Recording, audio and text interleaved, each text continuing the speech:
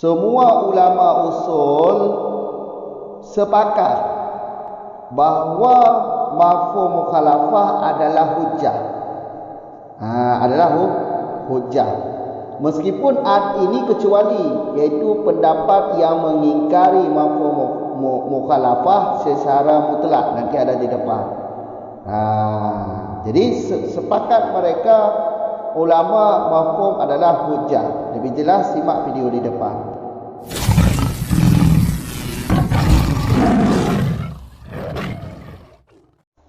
Bismillahirrahmanirrahim. Alhamdulillahirabbil alamin. Wassalatu wassalamu ala Rasulillah, amma ba'd.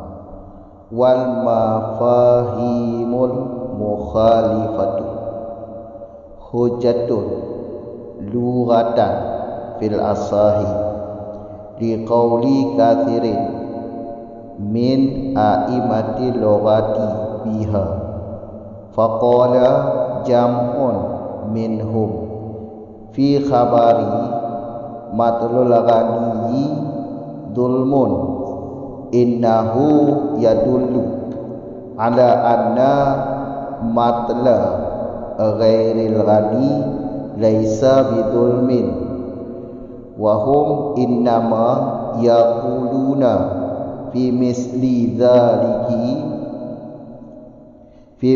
dhalika ma ya'rifunahu min lisanil arabi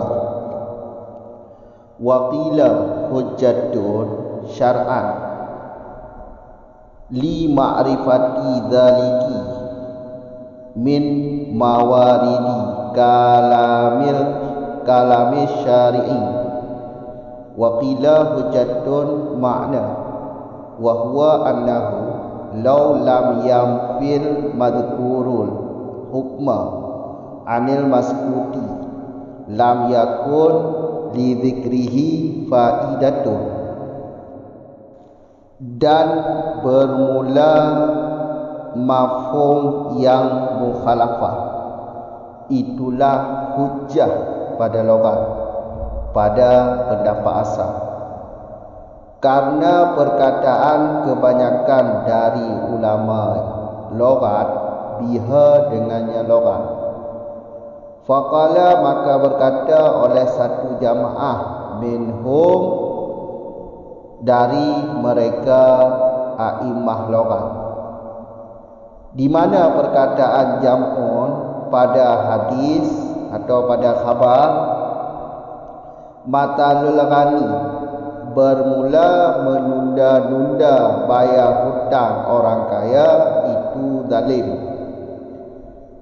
Apa perkataannya? Innahu, bahwa dianya hadis itu menunjukkan ianya hadis di atas bahawa menunda-nunda bayar hutang selain orang kaya itu tidak ada ianya menunda-nunda itu dengan zalim. Dan bermula mereka jam'un itu hanya saja berkata mereka pada misal demikian hadis, akan ma yang mengetahui mereka jam'un hu akannya ma daripada lisan orang Arab. Waqila, dan dikatakan orang itu hujjah pada syarak, karena mengenal demikian hujjah daripada mawarid. Mawarid itu daripada warid-warid kalam syarak, kalam syari. Waqila, dan dikatakan orang itu hujjah pada makna.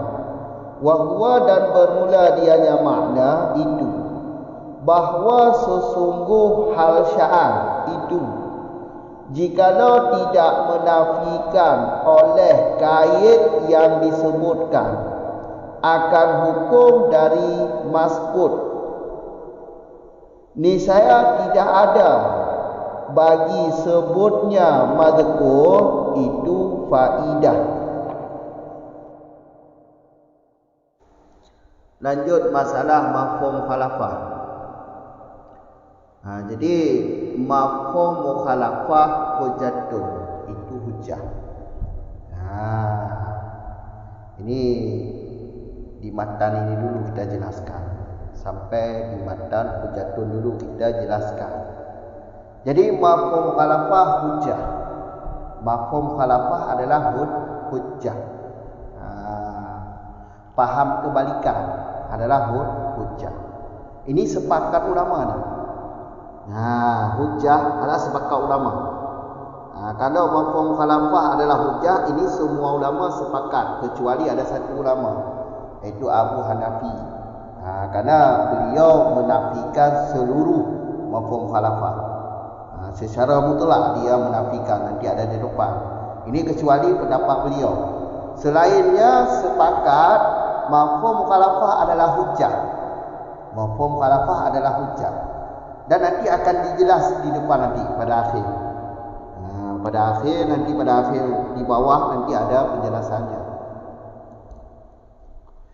Dari kata wal mafahimul mukhalifatu hujjatun, mafhum mukhalafah adalah hujjah. Mafhum mukhalafah adalah hujjah, sepakat ulama. Kalau soal berpegang, kalau soal apakah sah berpegang dengan hujjah, kan mafhum mukhalafah tadi iaitu hujjah, ya kan? Mafhum mukhalafah hujjah. Apakah boleh berpegang dengan hujjah pada hukum syari'i, pada hukum syarak atau hukum syari'iyah? Boleh-boleh saja, tapi atas khilaf. Kalau diri mafhum mukhalafah ini sepakat menjadi hujjah para ulama-ulama mujtahid. Tetapi hujjah ini kalau digunakan pada hukum syar'i, ini khilaf ulama ni. Kalau di sini khilaf ulama, kadang beda mazhab ya beda. Kadang mazhab yang lain mafhum mukhalafah ini bisa dijadikan hujjah kepada furu' syariah. Sedangkan mazhab lain tidak digunakan hujjah untuk hukum syar'i. Jadi kalau berpegang dengan hujjah, ia sah-sah saja, tapi tidak ada khilaf. Tidak sepakat ulama. Yang sepakatnya mafhum mukhalafah menjadi hujjah, ini sepakat para ulama, kecuali cuma seorang, iaitu Abu Hanafiyah di depan nanti. Karena beliau dalam mazhab beliau tidak ada mafhum mukhalafah, menafikan semua, termasuk qiyas. Termasuk qiyas. Ya kan? Kan dalam mazhab beliau enggak ada qiyas kan? Kalau enggak salah, enggak ada qiyas. Itu kecuali itu. Lainnya semuanya sepakat mafhum mukhalafah adalah hujjah. Kemudian yang menjadi khilaf antara asah dan qil dan seterusnya pendapat-pendapat di depan nanti, hujjahnya hujjah dengan lughat atau hujjah dengan syar'i atau hujjah dengan makna. Ini yang menjadi khilaf. Menurut pendapat ulama, hujjahnya lughat, yaitu dalil hujjahnya lughawi. Dalil hujjahnya adalah lughawi. Lughawi ini menjadi dalil hujjah mafhum mukhalafah. Mafhum mukhalafah kan menjadi hujjah. Mafhum mukhalafah adalah hujjah. Yang menjadi dalil hujjahnya lughawi. Wada' lughat. Wada' lughat bukan intikal bahasa lughat kepada syarak, enggak. Karena ini bukan makna istilah dipakai di sini sebagai contoh di depan nanti. Berarti ini lughat. Hujahnya pada lughat, itu wada' lughat, wada' lughawi. Tidak ada intikal bahasa lughat ke istilah di sini. Makanya menurut pendapat asal, hujah ini lughat. Hujah dengan lughat. Alasan, karena kebanyakan ulama lughawi berkata dengan lughat. Lughat, hujahnya hujah dengan lughat. Itu kebanyakan ulama lughat. Kebanyakan ulama lughat berkata dengan lughat. Jadi hujahnya hujah dengan lughat. Ini alasan pendapat asal, sehingga menurut pendapat asal mafhum mukhalafah adalah hujah pada lughat. Bukan pada cara, bukan pada makna. Lain pendapat di depan nanti. Ini tafriqnya. Faqala, ini tafriqnya. Maka berkata oleh satu jamaah, satu kelompok dari mereka a'imah lughat, dari kelompok jamaah, jamaah dari ulama lughat. Berkata pada hadis ini, iaitu hadis matalul ghani dhulmun. Ini kalau lafaz menunjukkan kepada mantok, ya maknanya seperti ini. Kalau mantoknya kan lafaz menunjukkan kepada makna hakikat. Orang kaya menunda-nunda bayar hutang orang kaya, itu zalim. Itu makna hakikat. Itulah mantok namanya. Lafaz menunjukkan kepada makna hakikat, itulah mantok. Tapi hadis ini menunjukkan kepada makna matalul ghairi ghani laisa bi dhulmin. Ini mafhum khalafah, yaitu menunda-nunda bayar hutang yang bukan orang kaya, itu bukan orang zalim. Itu bukan zalim namanya, karena bukan orang kaya, dia enggak mampu membayar hutang. Yang zalim orang kaya menunda-nunda bayar hutang, itu zalim. Tapi orang miskin menunda-nunda bayar hutang, itu bukan zalim. Memang enggak ada duit untuk bayar hutang. Berarti itu mafhum mukhalafah. Mafhum mukhalafahnya matalul ghairi ghani laisa bidzulmi. Ini mafhum mukhalafah. Perkataan satu jamaah dari ulama lughat. Ini contoh. Ini kan watak lughat ni. Watak lughat ghani, matalul ghani. Ghani ini watak lughat. Kata ghani ini tidak dipindahkan dari bahasa lughat ke bahasa istilah.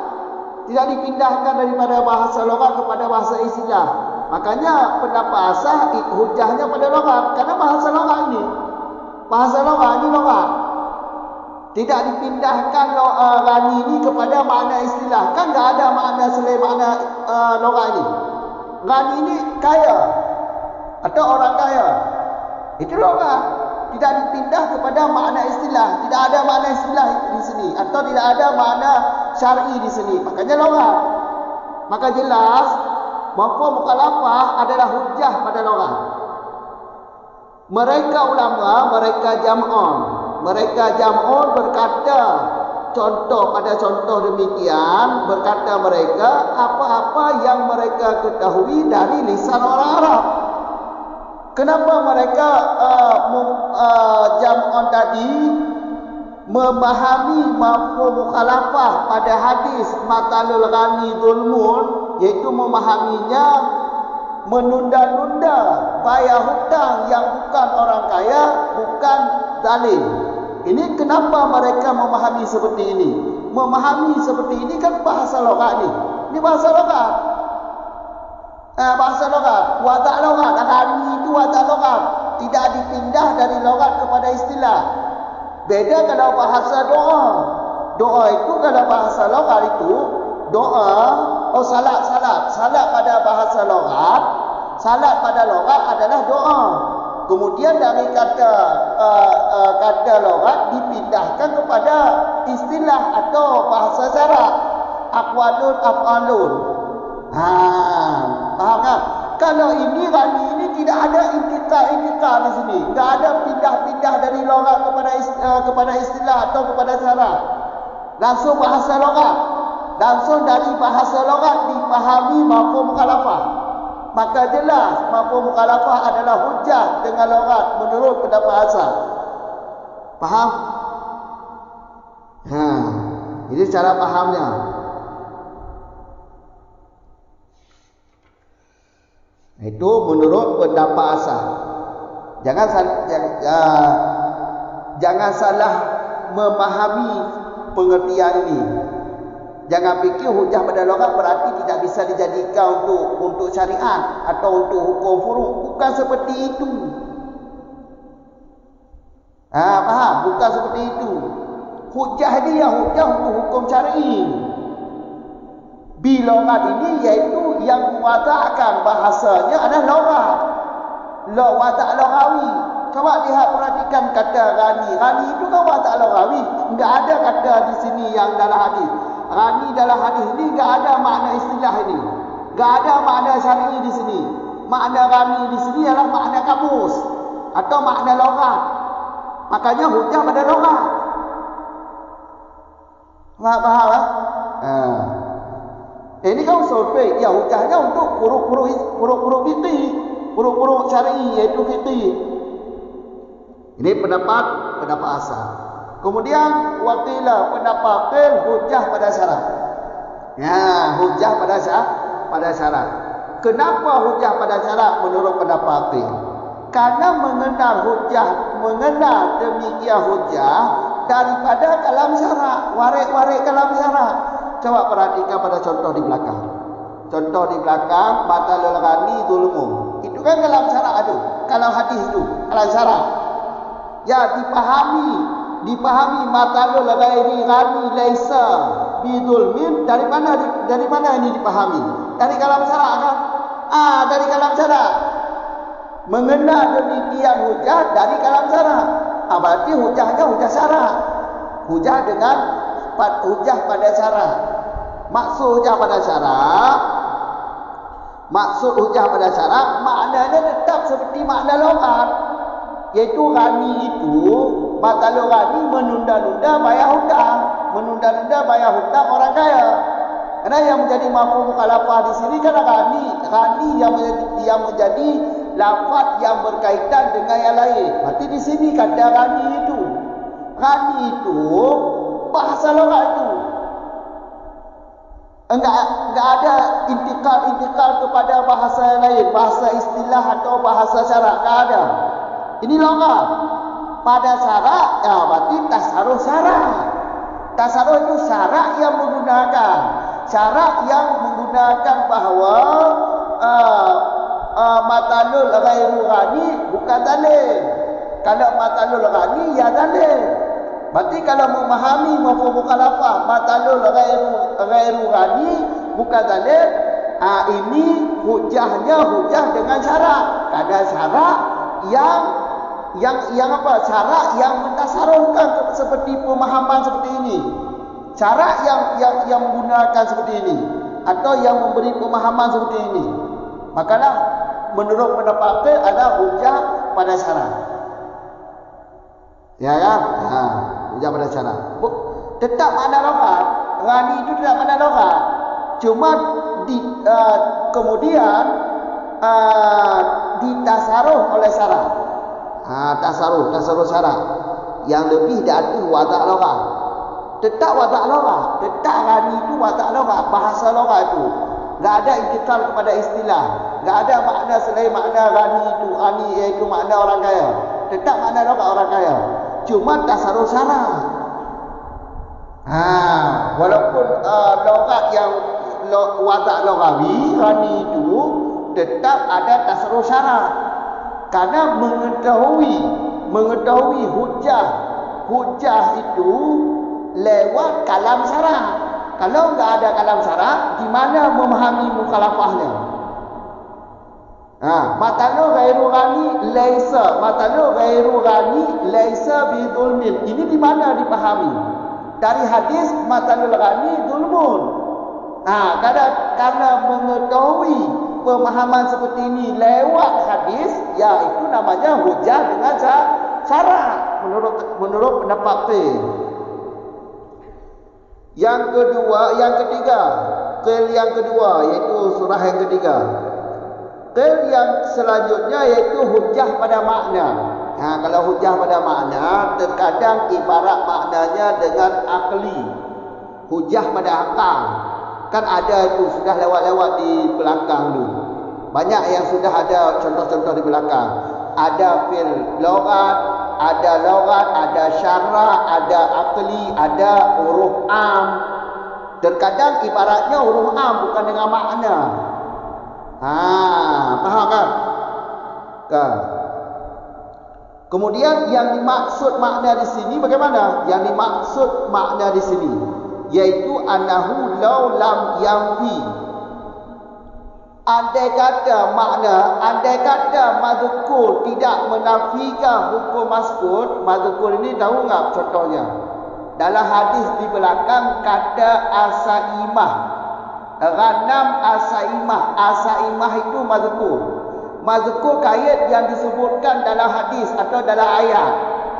Mazkur adalah satu kait yang disebutkan. Iaitu tempat mafhum mukhalafah lah. Sifat yang dikaitkan, iaitu lafaz yang dikaitkan kepada lafaz lain.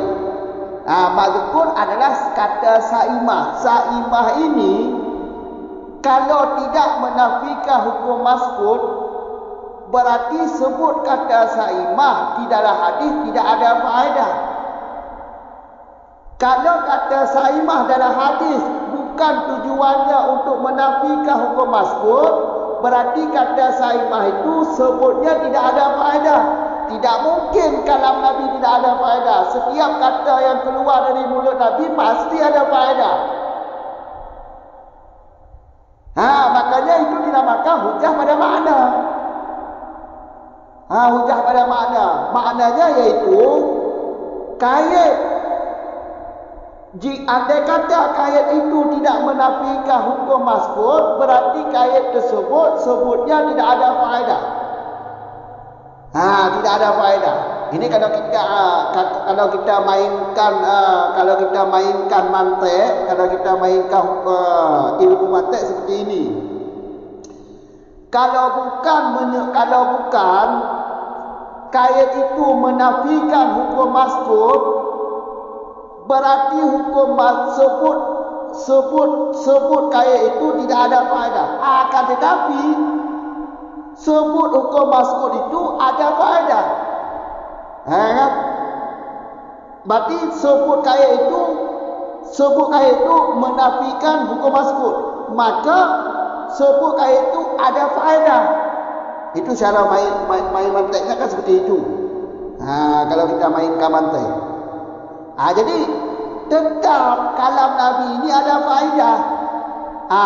Ada faedah. Makanya di sini menurut pendapat hujah itu hujah pada makna, bukan hujah pada loghat, bukan hujah pada syarak, tetapi hujah pada makna.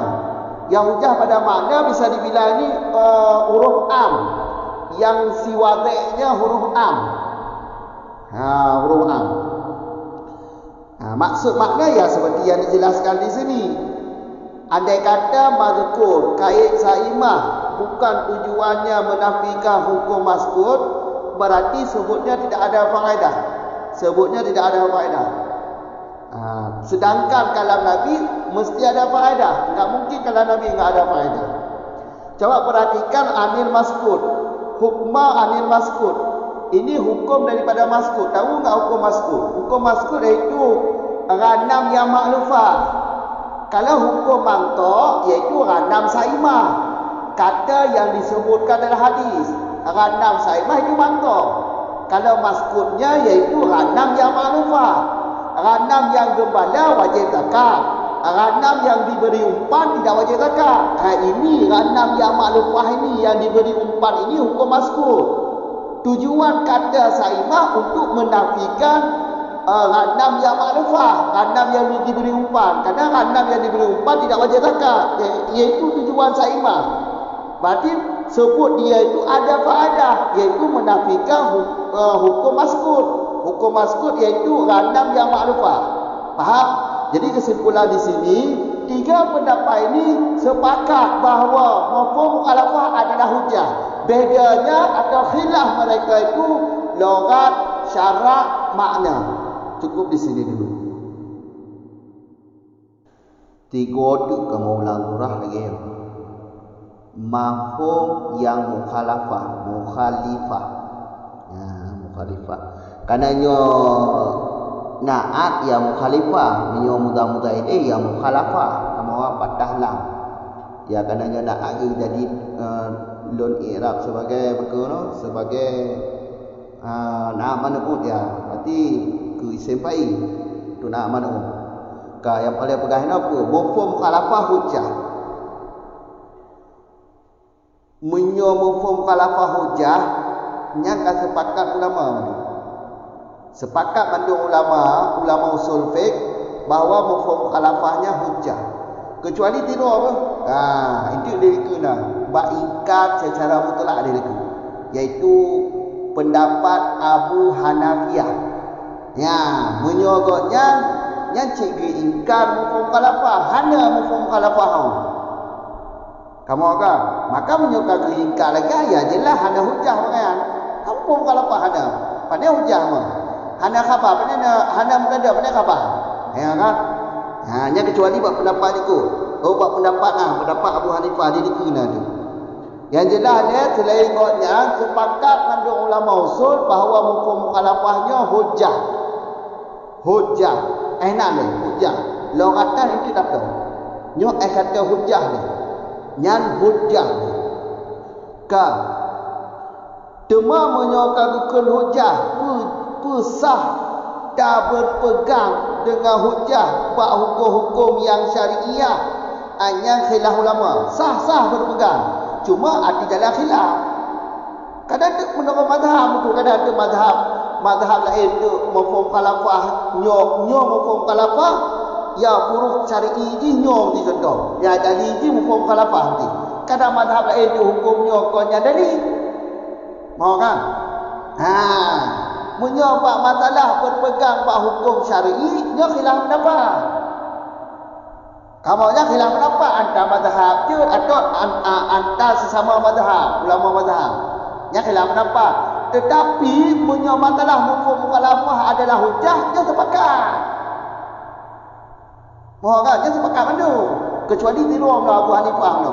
Dah bukan mana? Kamu kan? Dia sepakat. Sepakat hujah. Cuma untuk berpegang sebagai hujah pada hukum syarak, dia khilaf. Kamu kan? Nyoha hanya lahir dia buat mazhab atau 16 buat mazhab. Kamu kan? Loratan yang masuk dengan cabur urafanya kan maklum bagi fil asah. Menurut pendapat asah, hujah ni hujah dengan logat. Gimana maksud hujah dengan logat? Yang watak logat. Bahasa mafhum mukhalafahnya watak logat. Berarti mafhum mukhalafahnya ya hujah. Hujah ni hujah dengan logat. Logat yang watak. Bukan intikal logat kepada istilah atau kepada syarak. Tetapi cik watak logat tu. Lagi contoh kata Saimah no. Kata Saimah ya watak logat lah. Saimah watak logat lah. Ge watak untuk petibit pun. Untuk penafi maklufah kan. Hanya watak logat. Kamu kan? Berarti hujahnya adalah hujah bak logat. Maksudnya yang si watak ni logat. Watak logat. Bukan mafhum mukhalafahnya berarti intikal logat kepada istilah atau intikal logat kepada syarak yang kon. Cik logat tu, bahasa logat ni kita contoh lagi. Apa alasan pendapat asah? Li qauli kasirin min a'immati logati biha tu. Kebanyakan ulama logat berkata dengan logat. Ramai mayoritas ulama logat berpendapat atau berkata dengan logat, hujah dengan logat. Hal lain, hujah dengan logat. Nyala sama nama ni. Kamu orang? Faqala tafriq iliku. Faqala tabah jamaah dari ulama logat berkata bab hadis matalul ghani zulmun. Apa yang gekal lewatnya? Yang gekal lagi innahu yadullu, hadisnya ditunjuk. Menyo hadis matalul ghani zulmun, lafaznya ditunjuk ada makna hakikatnya mantok gekal. Tetapi menyo lafaz matalul ghani zulmun ditunjuk dia ada maknanya anna matalul ghairi ghani laisa bidzulmun. Matalul ghairi ghani. Laisa bidzulmin. Hanya kamafhum khalafah tu. Berarti tempat mafhum khalafah atau sifat dihina tu. Ghani kadang lafaz yang berkait indah mafhum khalafah haji. Kamu kan? Berarti hadisnya itu datang matalu ghairi ghani laisa bidzulmin. Hanya mafhum khalafah. Mafhum khalafah. Wahu mereka jam'on hanya saja mereka berkata pada contoh demikian apa yang kelemahan. Mama yang awaknya tepu daripada lisan Arab. Toh di sana rani bahasa logat bukan logat ah. Ini logat Arab rani. Ke wadah hukum kalau apa? Balogat kan? Balogat. Ke matanya rani dulu mon. Urang kaya yang putri-putri bayi hutang dalam ke. Yang hukum kalau apa? Urang kaya petunda-tunda bayi hutang urang yang bukan kaya nyan kon dalam ke. Kaya nak kon logat kan? Wadah logat. Gewazak raninya untuk petibet ghairu rani. Untuk penafi hukum ghairu rani. Yang dalamnya adalah rani. Yang tunda-tunda bayi hutang sehingga agak dalamnya yang rani.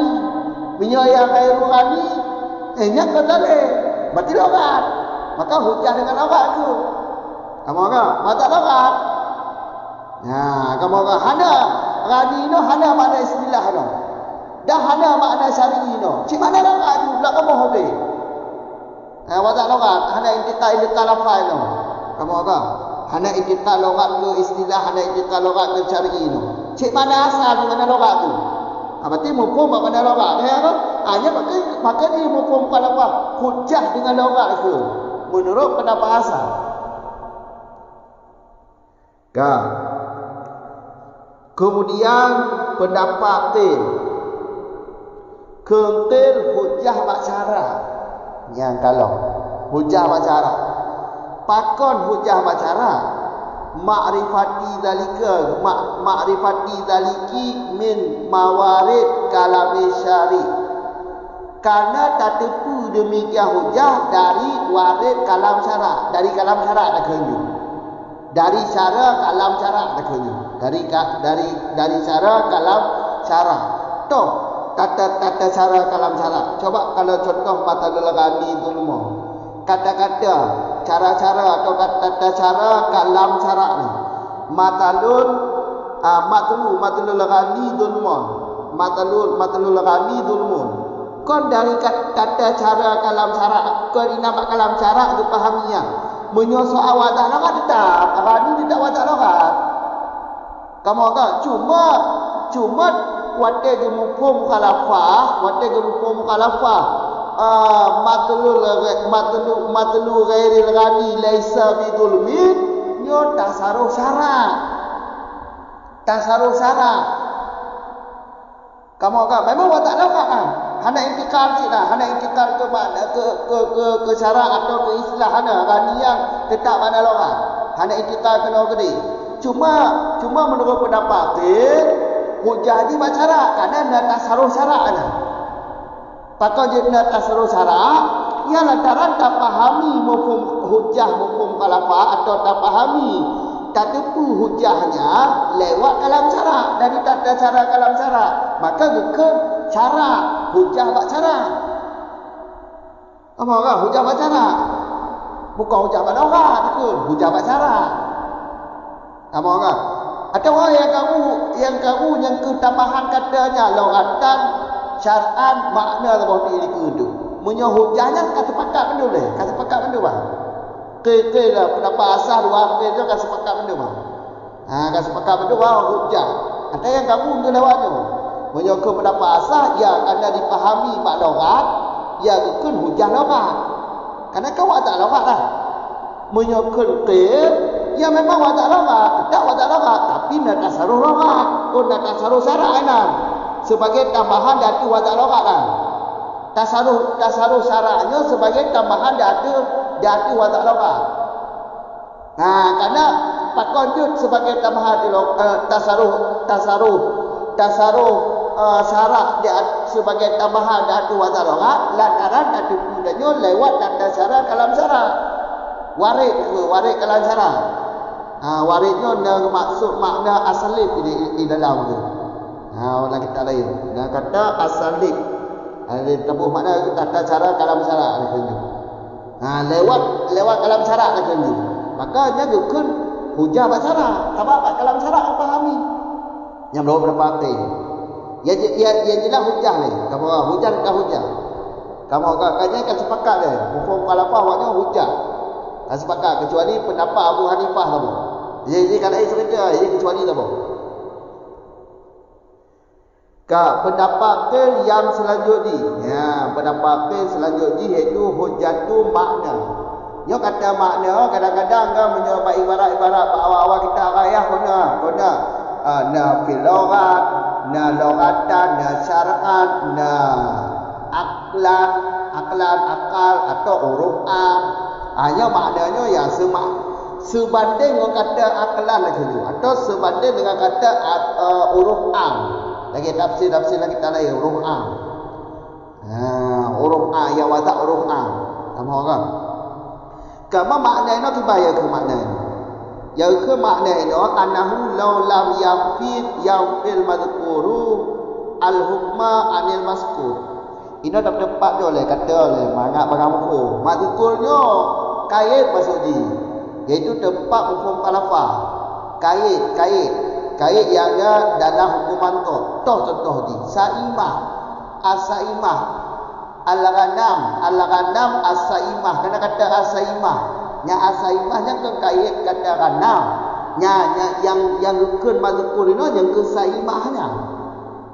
Andai kata saimahnya hanya dipenafi hukum di bapak, hukum daripada maskud, maka tak kerja hukum maskud tu.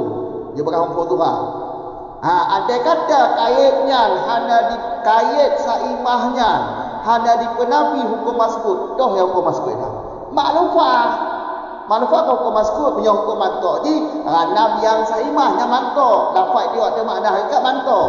Bila lafaz dia ada makna lain, itu hukum kalafah tu. Bagi contoh ranam yang maklufah, ranam yang diberi umpan, yang berkena kameng iaitu umpun, kon kameng dirabi, kameng yang itu umpun. Yang hukum maskud tu, yang anda tersebutlah hadis. Kamu yang hukum maskud. Andai kata saimahnya hanya dipenafi hukum maklufah, ranam maklufah, berarti sebut kata saimah dalam hadis sia-sia, ada faedah. Punya aku mantek, silakan aku mantek tu. Akan tetapi sebut berkena kait saimahnya dipenafi hukum maskud, maka sebut kata saimahnya ada faedah. Punya kena atu mantek. Nyatu juga kamu orang. Hana mungkin kalam Nabi bukan hana faedah. Setiap kata yang dibit dalam kalam syarak, setiap kata dari kalam syaraknya ada faedah. Hana mungkin ada faedah. Bertanya, mari atau kamari itu faedah tak? Hana guna habis kata ada berapa? Hana tahu, hana tasawuf kena, hana tasawuf kena. Kata Nabi ada faedah. Ada kan masalah rani dulmon. Yang mempunyai raninya yang rani yang tunda-tunda bayar hutang yang tadi menyokong rani mana tadi nak faedah. Maka jika kena pendapat yang hujah apa makna. Kamu mau hujah apa makna? Kau masalah, kau malora. Walaupun watak lora, tidak watak lora tidak. Raninya tidak watak lora. Saimahnya tidak makna lora. Hanya intikal kepada makna syarak hanya. Tidak makna lora. Kamu orang cuma bukan hujahnya hujah bak lora ke tu. Bukan hujahnya hujah bak syarak ke tu. Tetapi hujah bak makna. Iaitu sebutnya ada faedah. Sebutnya memang tujuan kena penafi hukum maskud. Hadang penafi hukum maskud, hana faedah mungkin sebut ni sia-sia. Hana mungkin kalau Nabi sia-sia. Hana mungkin kalau Nabi hana faedah. Disebut raninya tujuan kena penafi ghairu rani. Menyokong tujuan raninya menyokong sebut rani untuk penafi ghairu rani, sia-sia kata Nabi. Hana mungkin. Kamu orang nyangkut pendapat hujah bak makna.